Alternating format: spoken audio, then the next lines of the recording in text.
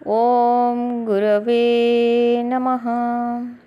भगवान के सृष्टि में एवं जीव के विकास क्रम में मनुष्य शरीर श्रेष्ठ है। मनुष्य का लक्ष्य है सत्य को समझना। सत्य ही सच्चिदानंद परमेश्वर भगवान है। इसके बारे में हमने प्रथम अध्याय में पठन किया है।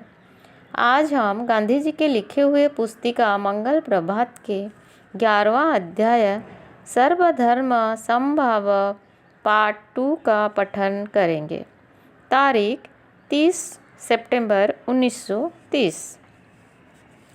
यह विषय ऐसा अहम है कि यहाँ मैं इससे ज़रा बढ़ाना चाहता हूँ।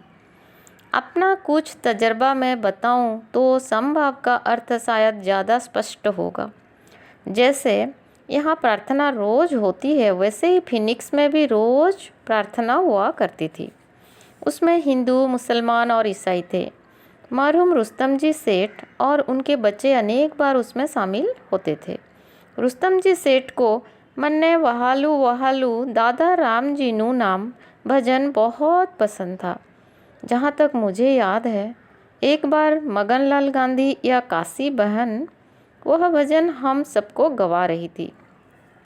रुस्तम जी सेठ हर्ष में बोल उठे, दादा राम जी के बदले दादा औरंगजेब गाओ ना। गवाने वाले ने और गाने वाले ने यह विचार बिल्कुल सहज भाव से अपना लिया और तब से जब रुस्तम जी सेठ हाजिर हों तब अचूक रूप में और वे ना हों तब कभी कभी हम वह भजन दादा औरंगजेब के नाम से गाते थे। मरहूम दाऊद सेठ का बेटा मरहूम हुसैन तो आश्रम में बहुत बार रहता था। वह प्रार्थना में उत्साह से शामिल होता था। वह खुद बहुत मीठे सुर में अर्गन के साथ ये बहारे वाग बाग दुनिया चंद रोज गाता था। यह भजन हम सबको उसने सीखा दिया था तथा प्रार्थना में बहुत दफ़ा गाया जाता था। हमारे यहाँ की प्रार्थना माला में उससे जो स्थान मिला है वह सत्यप्रिय हुसैन की यादगार में मिला है। उससे ज़्यादा चुस्ती से सत्य का पालन करने वाले मौजवान मैंने देखे नहीं हैं। जोसेफ रायपिन आश्रम में अनेक बार आते जाते थे। वे ईसाई थे। उन्हें वैष्णव भजन बहुत पसंद था। वे संगीत बहुत अच्छा जानते थे।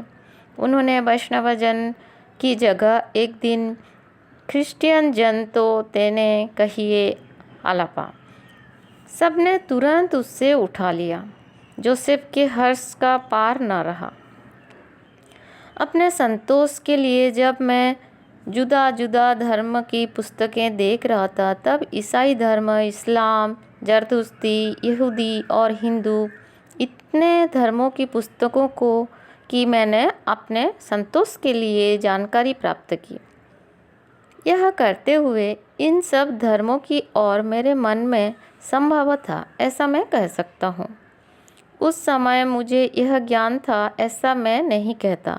संभाव शब्द की भी पूरी जानकारी उस वक्त मुझे नहीं होगी, लेकिन उस समय के अपने स्मरण ताज़े करता हूँ तो मुझे इन धर्मों की टीका टिप्पणी करने की इच्छा भी कभी हुई हो ऐसा याद नहीं आता, बल्कि उनकी पुस्तकों को धर्म की पुस्तकें समझकर मैं आदर से पढ़ता था और सब में मूल नीति के उसूल एक से ही देखता था।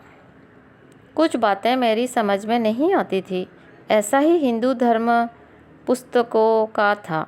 ऐसे तो कितनी ही बातें हैं जो आज भी मेरी समझ में नहीं आती, लेकिन अनुभव से मैं देखता हूँ कि जिसे हम समझ ना सकें वह गलत ही है, ऐसा मानने की जल्दबाजी करना भूल है।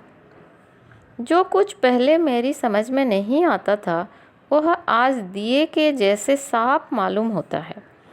अपने भीतर संभाव बढ़ाने से बहुत सी गुत्थियाँ अपने आप सुलझ जाती है और जहाँ हमें दोष ही दिखाई दे वहाँ उसे दिखाने में भी जो नम्रता और विनय हम में होता है उसके कारण किसी को दुख नहीं होता।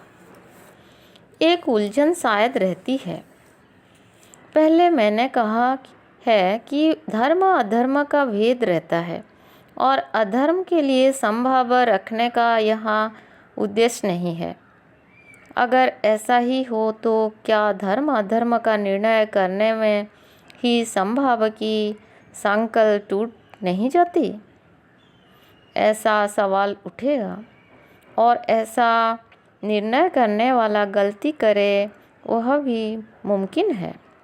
लेकिन अगर हम में सच्ची अहिंसा हो तो हम बैर भाव में से बच जाते हैं, क्योंकि अधर्म को देखते हुए भी अधर्म आचरने वाले बरतने वाले के लिए तो हमारे मन में प्रेम भाव ही होगा और इसीलिए या तो वह हमारी दृष्टि को अपनाएगा या हमारी गलती हमें दिखाएगा, या हम दोनों एक दूसरे के मतभेद को बर्दाश्त करेंगे। आखिर सामने वाला आदमी अगर अहिंसक नहीं होगा तो वह सख्ती करेगा, लेकिन अगर हम अहिंसा के सच्चे पुजारी होंगे तो हमारी नरमी उसकी सख्ती को दूर करेगी और इसमें शक नहीं। दूसरों की गलती के खातिर भी हमें उन्हें दुख नहीं देना है, खुद ही दुख उठाना है। यह सुनहला नियम जो पालता है वह सब संकटों से उबर जाता है। धन्यवाद।